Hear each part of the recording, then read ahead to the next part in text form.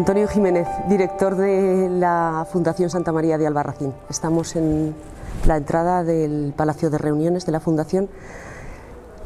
¿Cómo estás, Antonio? Muy bien, esperándoos, un poco inquietos a ver qué me dices, ¿no? Pues queríamos conocerte, el director gerente de la Fundación Santa María de Albarracín. Tú eres autóctono de la zona, naciste en Orihuela del Tremedal, pero desde muy pequeñín viniste a vivir a Albarracín.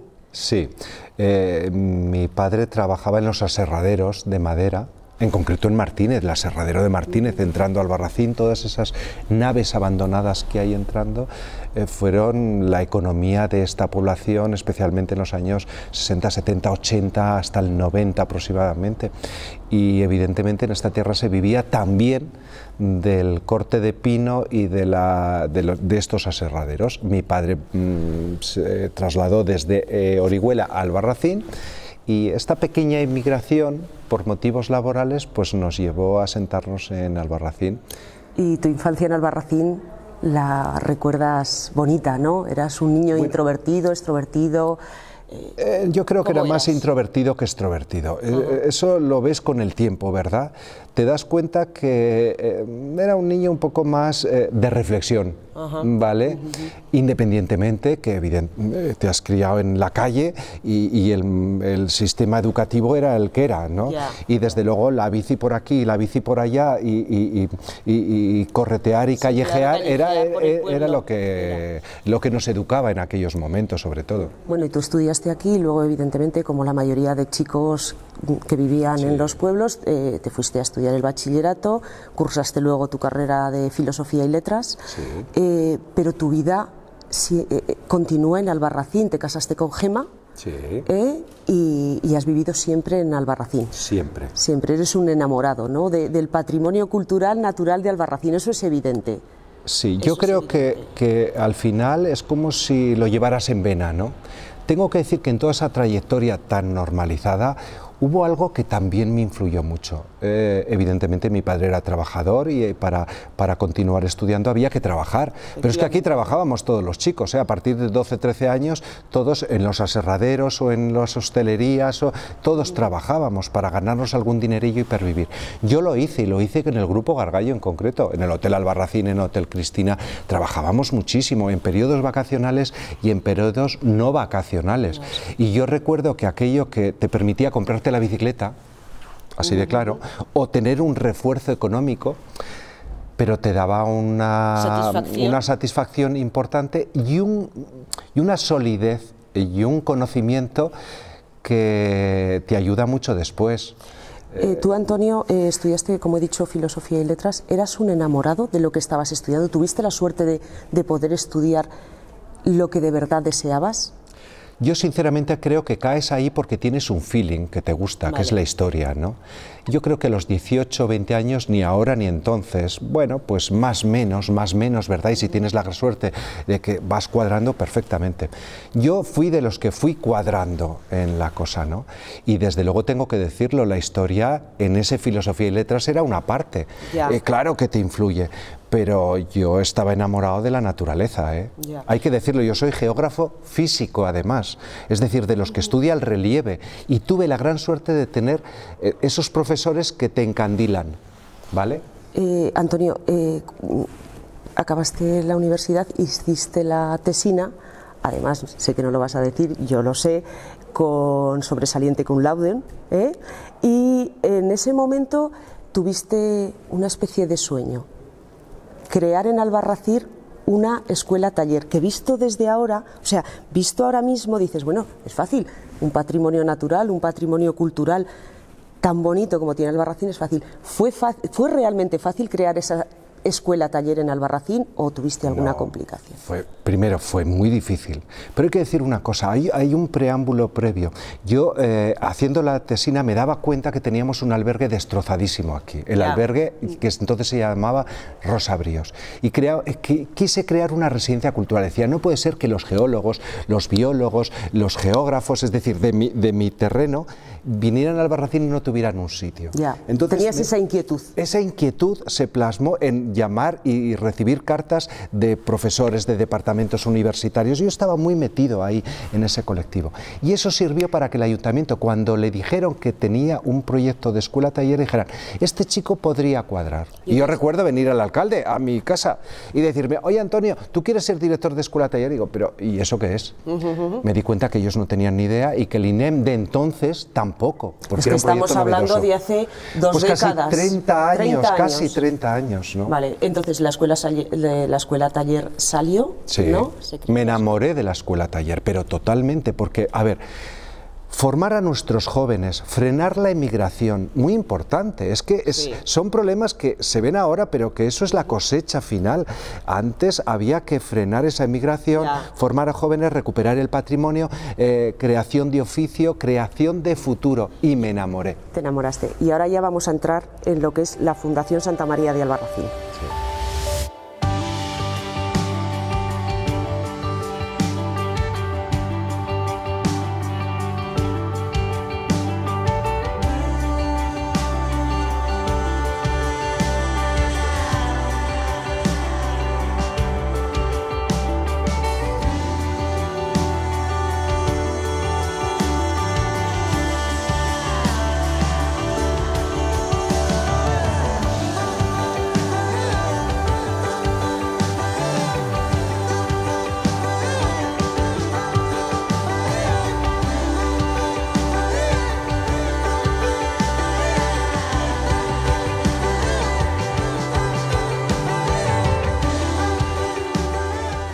Antonio, todos conocemos la Fundación Santa María de Albarracín, pero sí que me gustaría que la gente que viese esta entrevista supiese exactamente lo que hacéis, qué hacéis la Fundación Santa María de Albarracín, dirigida por ti en este caso.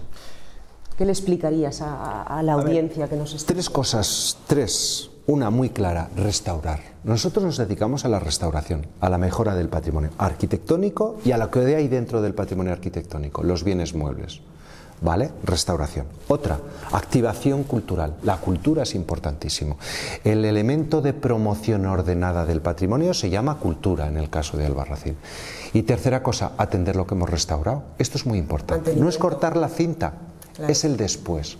Entonces, tanto esa administración como la dinámica cultural como la restauración son los tres ingredientes que se asocian con lo que se denomina proyecto de gestión integral del patrimonio. Nos dedicamos a la gestión del patrimonio, gestión integral del todo. Restauración, cultura y gestión. La base del éxito de esta gestión, yo creo que es que el modelo de gestión siempre ha sido muy respetuoso y coherente, siempre desde tu punto de vista con el paisaje natural y el patrimonio cultural que tiene Albarracín. ¿Ese ha sido el secreto de que el modelo de gestión de la Fundación haya sido un modelo a seguir? Sí, es el haberlo hecho bien. Y para hacerlo bien es el asesoramiento de gente que desde el principio se ha tenido muy en cuenta. Profesionales que te dicen por aquí porque si no meterás la pata. Entonces ese buen hacer ha sido importantísimo. Pero hay más cosas. Loreto, por ejemplo, yo creo que es muy importante el carácter gradual de la Fundación, el poco a poco. Perdona, ya somos mayores, son 23 años de trabajo, no se ha hecho de hoy para mañana, lo que yo llamo la lluvia fina. La transformación de Albarracín ha sido evidente en estos Claro, ha sido sin parar. Ha sido gradual, pero claro, echamos la vista atrás, 20 años atrás, porque la Fundación se crea en el 96 y la transformación de Albarracín ha sido una evidencia. Y el pedigrí que ha cogido la ciudad, es decir, es que este lugar hubiera sido un lugar mágico, que se dice en nuestra tierra, pero es un modelo, es un ejemplo, ¿vale? Y por cierto, hablando de modelo y ejemplo, me vas a perdonar que te diga, o tercer aspecto que me parece fundamental, es lo que yo llamo economía doméstica. Hombre, que no hacen falta tantos dineros, poco a poco. La gente tiene la impresión de que en Albarracín ha habido inversiones grandísimas. Y siempre digo, en restauración arquitectónica 6.200.000 euros, creo que por ahí anda la cosa. En 23 años, perdonadme, eso no es nada, eso se lo han llevado en una obra faraónica que no se sabe ni qué va a ser después de ella. ¿Cuántos bienes muebles habéis restaurado en la fundación aproximadamente? Me parece que son 32, una cosa así, 32 bienes muebles, pero 1.400... O sea, 32 arquitecturas, ¿vale? Lo que es bienes arquitectura. inmuebles. Ahora, bienes muebles, lo que hay dentro de la arquitectura, estaremos en torno a los 1.500, considerando ya los de este año también. 1.500 cosas de cuadros, lienzos, metales, orfebrerías, documentos. Es toda la historia de Albarracín.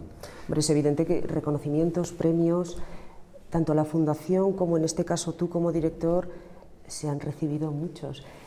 Sí que me gustaría, Antonio, que me dijeses cuál es el que te ha hecho especialmente, no sé, el que más has sentido como tuyo. Mira, algún reconocimiento, algún premio para la fundación o para ti a nivel personal. Algo que de verdad lo hayas considerado como decir, esto es un sueño en mi vida.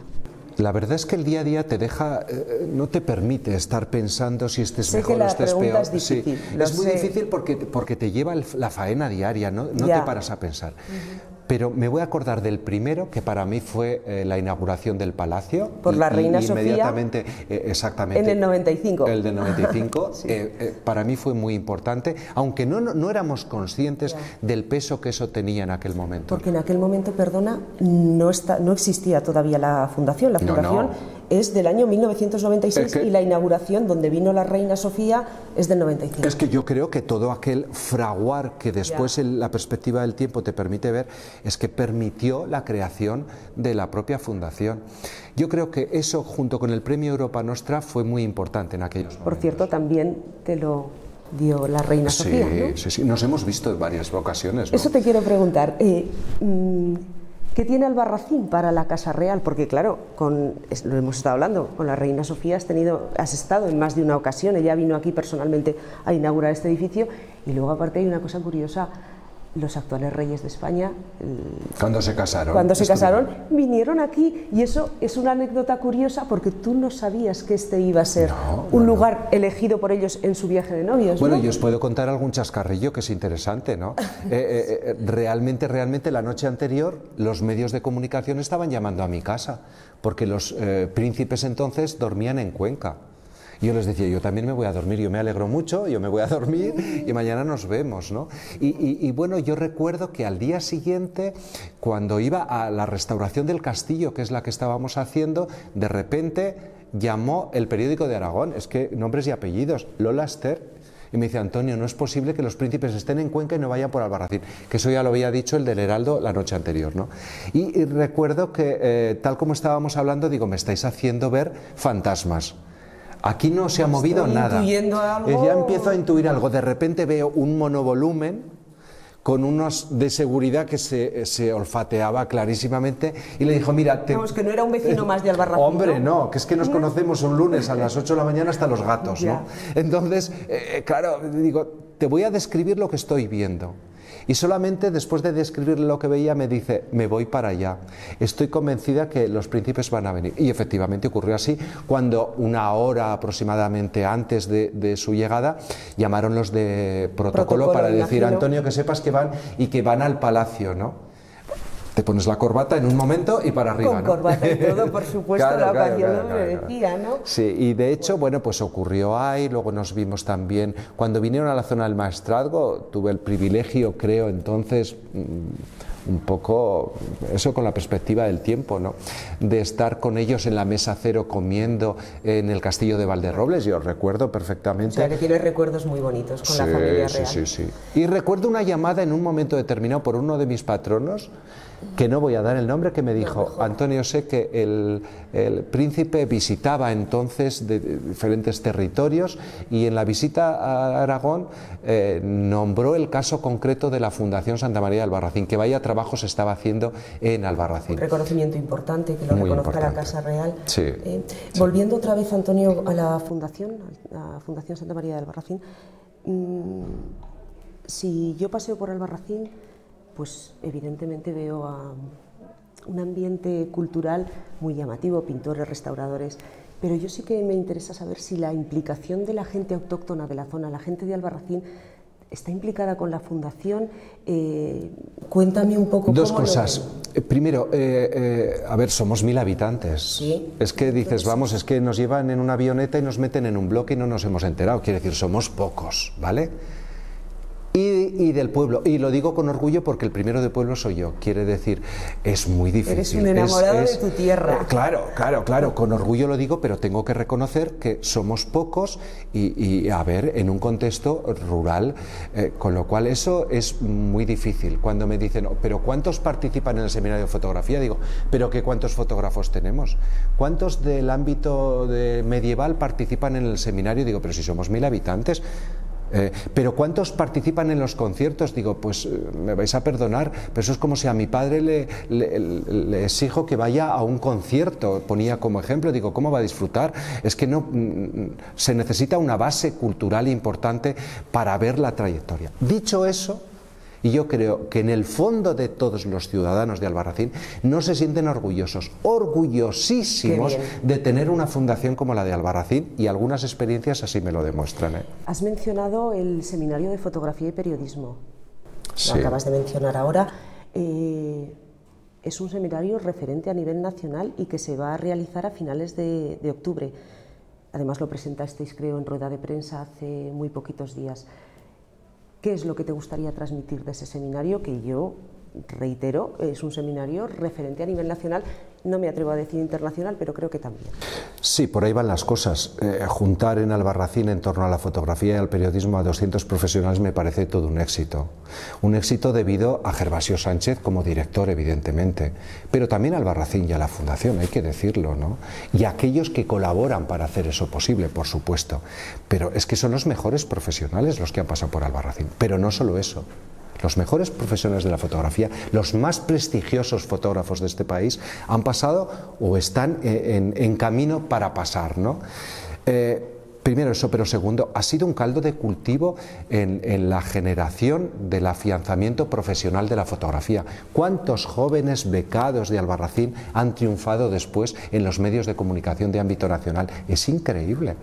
Es decir, sin quererlo nos hemos metido en una profesionalización de la fotografía que está dando sus resultados en el ámbito nacional e internacional, porque son fotoperiodistas y estos lo que no paran es en un lugar quietos. Con lo cual ha sido muy importante. Y también una tercera faceta de este seminario que hay que destacar, el reconocer a fotógrafos que fueron extraordinarios y que la sociedad olvidó. ¡Ay, qué bonito! Eso ha sido maravilloso, eso Gervasio lo domina perfectamente, ¿no? Entonces, oye, que tiene conocimiento de un fotógrafo que en los años 60, Viarnés, la fotografía Viarnés catalana, esta mujer se había olvidado totalmente, es más, dejó de ser fotógrafa, parece ser, porque tenía que ganarse el pan, y una fotógrafa, una mujer en los años 60, imaginaos lo que podría ser. Bueno, pues rescató a la fotógrafa y su trabajo en Albarracín. Así podíamos continuar. Sí, bueno, podríamos estar aquí horas hablando, ¿no, sí. Antonio? En una mente inquieta como es la tuya, dime 2 retos de futuro que tú lleves ahora mismo. Mira, yo creo que hay que afianzar los logros, es decir, hay que asentar la fundación, primera cosa, muy importante, si no eso se va. Segunda cosa importante, en mi opinión, es que hay que empezar a buscar las artimañas adecuadas para frenar los peligros. Y en mi opinión son los peligros lo que se llama masificación turística, masificación, no turismo, no, masificación. Y segunda cosa, habitabilidad. El conjunto histórico no puede ser nunca jamás un parque temático. Tiene que ser un lugar por y para la vida. Y ahí estamos también con sintonía con el Ayuntamiento luchando para que de alguna manera los proyectos futuros vayan encaminados también a eso. Aunque digo, primero hay que acabar Albarracín y asentar los resultados. ¿Qué aficiones tienes, Antonio? Vamos a conocerte un poquitín más y ya terminamos la entrevista. A mí, hombre, ¿alguna afición que... ¿Qué haces el domingo cuando te dejan de dar la murga, no? Ratos libres, ese pequeño tiempo en el que puedo disfrutar. Pues mira, me gusta mucho leer, ¿vale? Me gusta mucho leer, me gusta mucho andar y me voy a hacer footing. que casi todos los días lo hago. Es más, llego a pensar que esto ha sido energía necesaria en momentos muy críticos. Sí. Porque también habrá habido momentos que no hayan sido muy fáciles, evidentemente. En todo proyecto personal, institucional, familiar, en todo hay sus altos y sus bajos, y eso lo sabe cualquier persona en la vida misma. Sí, por supuesto. Sí. Entonces, evidentemente, un proyecto de tanto eco como este ha tenido momentos muy críticos y situaciones muy duras, claro que las ha habido, hombre, pues solo faltaba, ¿no? Como la vida misma, ¿vale? Y yo creo pensar que la tensión que se lleva diariamente aquí se ayuda en mayor medida y sin quererlo, pues haciendo ese pequeño deporte por el parque de Albarracín y con el paisaje, efectivamente. Eso alimenta. La naturaleza y el paisaje dice que alimenta el espíritu, que te permite sobrellevar un poco más la carga, ¿no? Pues terminamos ya la entrevista, Antonio. No hemos hablado de tu currículum, es muy extenso. Yo, si me permites, le voy a poner otro título a tu currículum. Eres un excelente conversador, excelente y magnífico conversador. Muchísimas gracias y ha sido un verdadero placer, Antonio. Muchas gracias también a vosotros por haceros eco de la esencia de la Fundación. Muchas gracias.